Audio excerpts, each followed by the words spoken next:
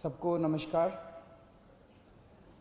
दोस्तों, दिल्ली में कोरोना काफ़ी फैला हुआ है और जनता के साथ मिलके, केंद्र सरकार के साथ मिलके हम इसे काबू करने की पूरी कोशिश कर रहे हैं एक तरफ, और दूसरी तरफ जिन लोगों को कोरोना हो जाए उनके इलाज की समुचित व्यवस्था करने की कोशिश कर रहे हैं। आज दिल्ली में लगभग 25,000 एक्टिव केसेस हैं। 33,000 लोग ठीक होके अपने अपने घर जा चुके हैं। 25,000 लोग ऐसे हैं जिनको अभी भी कोरोना है। अस्पतालों में इस टाइम 6,000 के करीब लोग हैं और 12,000 के करीब लोगों का उनके घर के अंदर इलाज चल रहा है। आज जैसा मैंने बताया, दिल्ली में 25,000 एक्टिव केस हैं। आज से ठीक एक हफ्ता पहले दिल्ली में 24,000 एक्टिव केस थे। एक हफ्ते के अंदर केवल 1,000 एक्टिव केस बढ़े।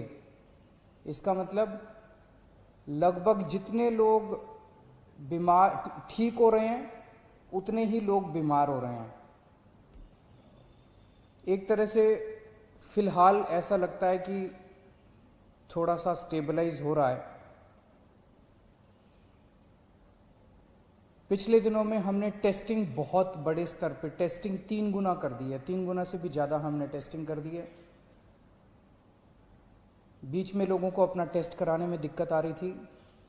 मैं समझता हूं कि अब आपको टेस्ट कराने में दिक्कत नहीं आ रही होगी। पहले लगभग 5,000 टेस्ट डेली किए जाते थे, अब डेली 18,000 के करीब टेस्ट डेली हो रहे हैं। बीच में कुछ लैब्स ने गड़बड़ी करने की कोशिश की थी। उन लैब्स के खिलाफ हमने एक्शन लिया, क्योंकि गलत काम तो किसी को नहीं करने दिया जा सकता। कुछ लैब्स ऐसी थी जो कि नेगेटिव होने के बावजूद भी पॉजिटिव दिखा रही थी जब उनकी चेकिंग की गई। तो अब सारी लैब्स को सख्ती के साथ कहा गया है कि सही काम करना है और पूरी कैपेसिटी के ऊपर काम करना है, खूब टेस्ट करने हैं। केंद्र सरकार की मदद से दिल्ली में एंटीजन टेस्ट भी शुरू किए गए हैं। एंटीजन टेस्ट रैपिड टेस्ट होता है, 15 मिनट में, आधे घंटे में पता चल जाता है। तो इस टाइम दिल्ली के अंदर लगभग 18,000 टेस्ट डेली हो रहे हैं। मैं समझता हूं कि अब आपको अपनी टेस्टिंग कराने में कोई दिक्कत नहीं आएगी। जिन लोगों का इलाज हम घर पे करते हैं, जो लोग माइल्ड होते हैं, कम बुखार है, थोड़ी सी खांसी है या कोई सिम्टम नहीं है, ऐसे लोगों का इलाज उनके घर में ही रह के किया जाता है। उसमें हम डेली, हमारी टीम उनको फ़ोन करती है, उनसे हालचाल पूछती है, बुखार तो नहीं हुआ, और उनको एडवाइस देती है कि क्या क्या करना है।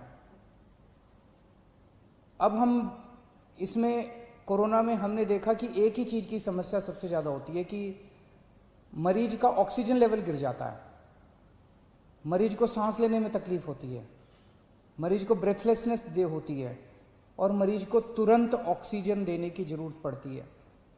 अगर मरीजों को सही टाइम पे तुरंत ऑक्सीजन मिल जाए तो कई मरीजों को बचाया जा सकता है।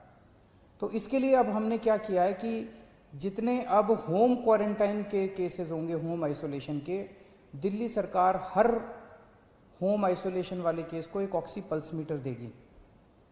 आप उस पल्स मीटर को अपने घर रखिए, जब आप ठीक हो जाएं सरकार को वापस कर दीजिए 10 दिन के बाद।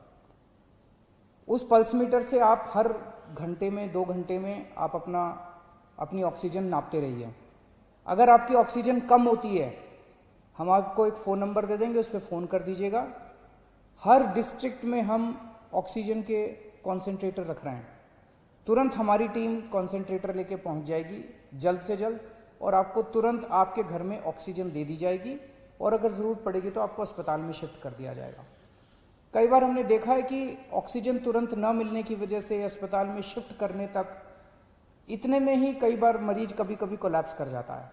तो इसीलिए हर डिस्ट्रिक्ट के लेवल पे हम लोग ऑक्सीजन के कॉन्सेंट्रेटर रख रहे हैं, और अगर आपको ज़रूरत पड़ेगी तो कॉन्सेंट्रेटर पहले तुरंत आपके घर पहुंचा दिया जाएगा, ताकि आपको समय पे ऑक्सीजन मिल सके और आपको कंट्रोल किया जा सके। फिर आपको अस्पताल ले जाएंगे और अस्पताल में आपका इलाज किया जाएगा।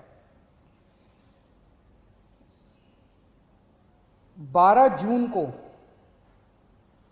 दिल्ली के सारे अस्पतालों में मिला के 5300 बेड्स भरे हुए थे। आज की डेट में 6200 बेड भरे हुए हैं। तो लगभग 10 दिन में केवल 900 बेड भरे। इन 10 दिनों में 23,000 नए मरीज आए। 23,000 नए मरीजों में से केवल 900 बेड्स की ज़रूरत पड़ी, एक्स्ट्रा बेड्स की ज़रूरत पड़ी। इसके दो मायने हैं। एक तो ये कि जितने लोग अस्पताल में एडमिशन ले रहे हैं उतने ही लोग लगभग ठीक होकर घर भी जा रहे हैं, और दूसरा ये कि जितने नए केस आ रहे हैं इनमें सीरियस केस बहुत कम है। माइल्ड केस और एसिम्टोमेटिक केस ज़्यादा हैं जिनका हम घर पे इलाज कर रहे हैं। सीरियस केस बहुत कम है जिनको अस्पतालों की ज़रूरत पड़ रही है। तो लगभग बेड्स की स्थिति ऐसी है कि डेली बेसिस पे 150 एक्स्ट्रा बेड्स की ज़रूरत पड़ती है। उतने बड़े स्केल के ऊपर बेड्स की फ़िलहाल ज़रूरत नहीं पड़ रही है, लेकिन फिर भी हम हाथ पे हाथ रखे नहीं बैठे। मुझे बेहद खुशी है कि आज की डेट में एक तरफ जहां 6200 बेड ऑक्यूपाइड हैं, 7000 बेड खाली हैं। बीच में थोड़ी सी बेड की मारामारी हुई थी, लेकिन हमने युद्ध स्तर के ऊपर सारे अस्पतालों से बात करके सरकारी अस्पतालों में, प्राइवेट अस्पतालों में आपके लिए बेड्स का इंतजाम किया है। आज की डेट में 7000 बेड्स खाली हैं। इस दौरान हमें केंद्र सरकार से काफ़ी सहयोग मिल रहा है। दिल्ली सरकार और केंद्र सरकार मिलके दिल्ली में कोरोना को काबू पाने की कोशिश कर रही हैं। ये समय राजनीति करने का नहीं है, ये समय आपस में लड़ाई झगड़े का नहीं है। अगर हम आपस में लड़ेंगे तो कोरोना जीत जाएगा, और अगर हम मिल के लड़ेंगे कोरोना से तो कोरोना को हरा सकते हैं। आज पूरा देश चाइना के खिलाफ 2 युद्ध लड़ रहा है। एक चाइना के द्वारा भेजे गए वायरस के खिलाफ, और दूसरा चाइना के खिलाफ बॉर्डर के ऊपर युद्ध लड़ रहा है। वायरस के खिलाफ हमारे डॉक्टर, हमारे नर्स, ये सब युद्ध लड़ रहे हैं, और बॉर्डर के ऊपर हमारे सैनिक युद्ध लड़ रहे हैं।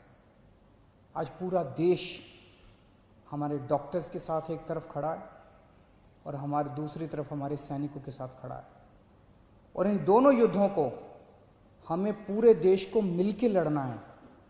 इसमें बिल्कुल राजनीति नहीं होनी चाहिए, इसमें कोई पार्टीबाजी नहीं, कोई गुटबाजी नहीं। सारे देश को एक होके कोरोना के खिलाफ भी युद्ध लड़ना है और चाइना के खिलाफ भी हमें युद्ध लड़ना है। हमारे 20 जवान पीछे नहीं हटे, हम पूरे देश भी पीछे नहीं हटने वाला। जब तक हम जीत नहीं जाएंगे तब तक देश पीछे नहीं हटेगा। जय हिंद।